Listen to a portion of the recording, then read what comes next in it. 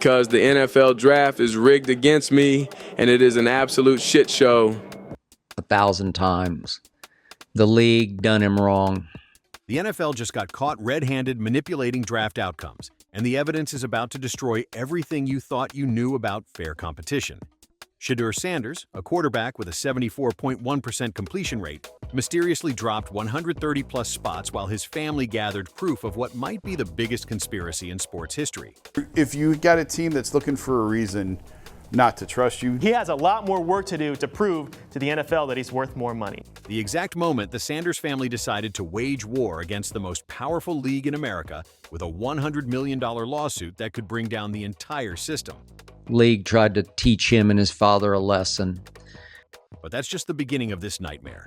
Reality hit differently when Shedeur's private draft party went from champagne-ready celebration to awkward silence as cameras cut away during his humiliating fifth-round selection.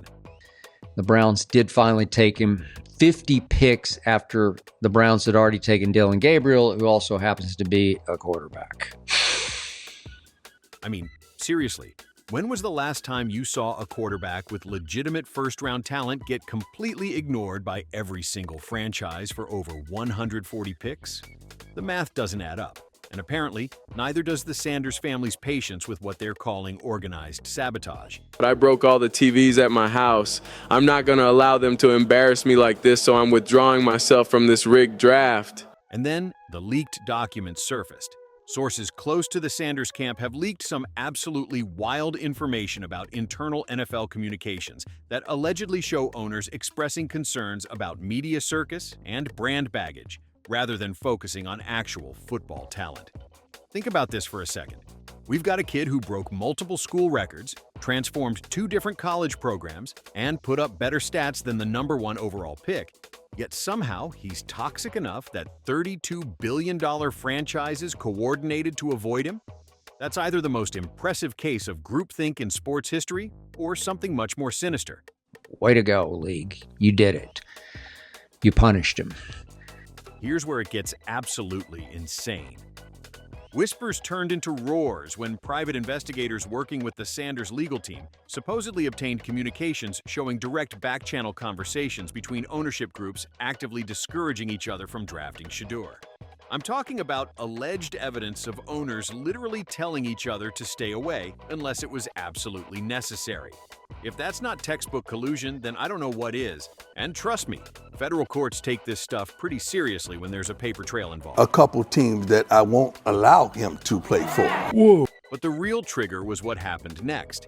Deion's infamous Super Bowl week interviews about dictating terms and potentially pulling an Eli Manning situation apparently didn't sit well with the league's power brokers. But here's where it gets interesting. Coach Prime said he'd handle any team concerns privately, not publicly.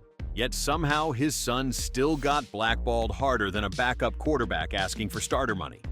The NFL's response? Complete radio silence followed by what looks suspiciously like coordinated retaliation against a family that dared to challenge their authority.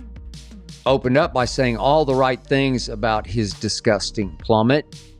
The systematic destruction was methodical. Interview rooms became interrogation chambers where teams allegedly set traps designed to make Shedeur fail. Picture this. You're showing a prospect his worst plays as a test, knowing full well that most young athletes would get defensive. When Shedeur responded with, "Maybe I'm not the guy for you," to one particularly aggressive line of questioning, scouts immediately labeled him as entitled and uncoachable. But here's the kicker. They were recording these reactions and sharing them across team networks faster than trade rumors spread on Twitter. He's spoiled rotten. He grew up with too much money. He thinks he's above the law. These teams are all haters because they hate my dad and my cockiness. The psychological warfare got even more sophisticated. Film sessions turned into elaborate mind games where teams intentionally planted obvious mistakes in their defensive schemes to see if prospects would catch them. Shedeur missed several of these planted errors, and suddenly every team had ammunition to question his football IQ. I've covered draft preparation for years, and this level of coordinated testing feels less like evaluation and more like sabotage. When the same concerns about a player's character start appearing in multiple team reports, you've got to wonder if someone's pulling the strings behind the curtain. In a meeting unprepared, like Dude, Shedeur Sanders, who's had 6 different coordinators, who has still functioned and went up, leveled up every. This is where the setup becomes crystal clear. Combine avoidance became the final nail in Shedeur's coffin. But was it really arrogance or calculated strategy? Deion has always preached that game film should speak louder than 40-yard dash times. And honestly, when you've got 74.1% completion percentage backing you up, why risk injury in meaningless drills? But NFL executives saw this as the ultimate disrespect, a player who thought he was above their evaluation process. The Senior Bowl snub added fuel to the fire, with one anonymous scout reportedly saying, "If he won't compete here, how do we know he'll compete for us?" Contract Sanders signed today is the usual 4-year deal, but it's worth $4.6 million. Up in Colorado, he had an estimated NIL value of $6.5 million. Now, the financial implications are staggering beyond belief. Contracts tell the real story here, and the numbers don't lie about systematic discrimination. Caleb Williams, the first overall pick, signed a 4-year deal worth $39 million with $25.5 million guaranteed. Drake May at 3rd overall, $36.6 million with $23.7 million guaranteed.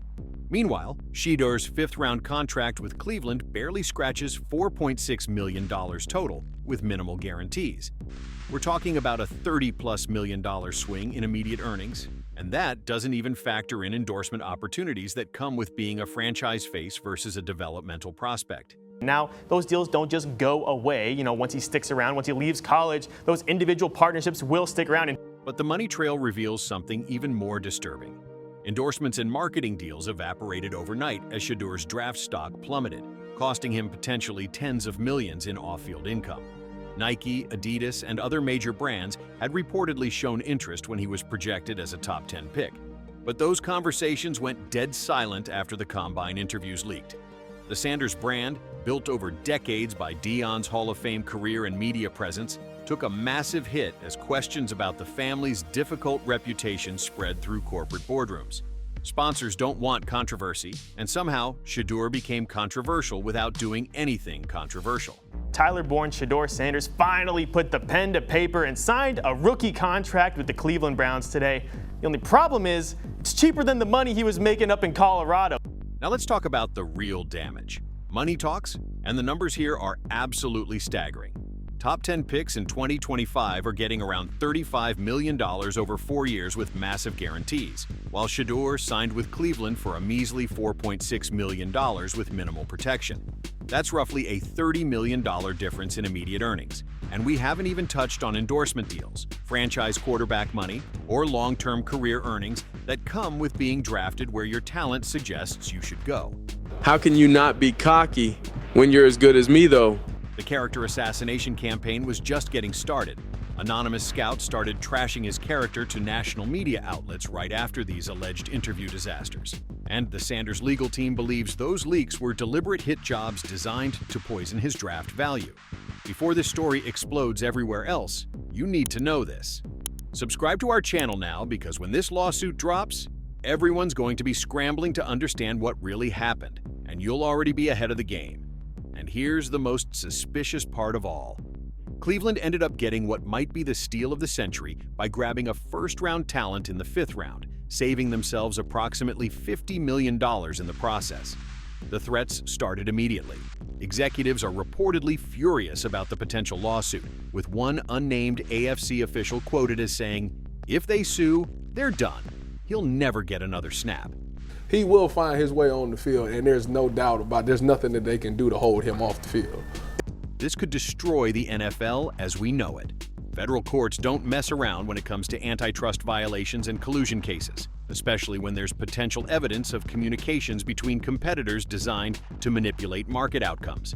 The legal avalanche is about to begin. Subpoenas might start flying soon, targeting not just team owners, but also media outlets, scouting firms, and individual GMs who participated in draft evaluations. I don't think he really generates a lot of that extra. Put this here, 847 to 849, extra. What happens next will shock you. Justice might finally be coming for a young man who transformed Jackson State, elevated Colorado football to national prominence, and proved his talent on the biggest stages college football has to offer. The war has officially begun. Revolution might be too strong a word, but when a family with resources, connections, and legitimate grievances decides to take on the most powerful sports league in America, the ripple effects could change how business gets done in professional football forever.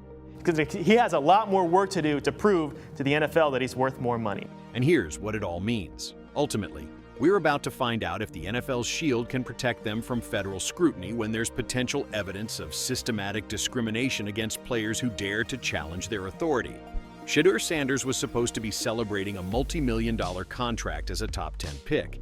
Instead, he's about to become the face of what might be the biggest legal challenge the NFL has faced since antitrust legislation created the modern draft system. The game just changed, and the Sanders family is playing for keeps. The Sanders family just declared war on the NFL, and they're not backing down.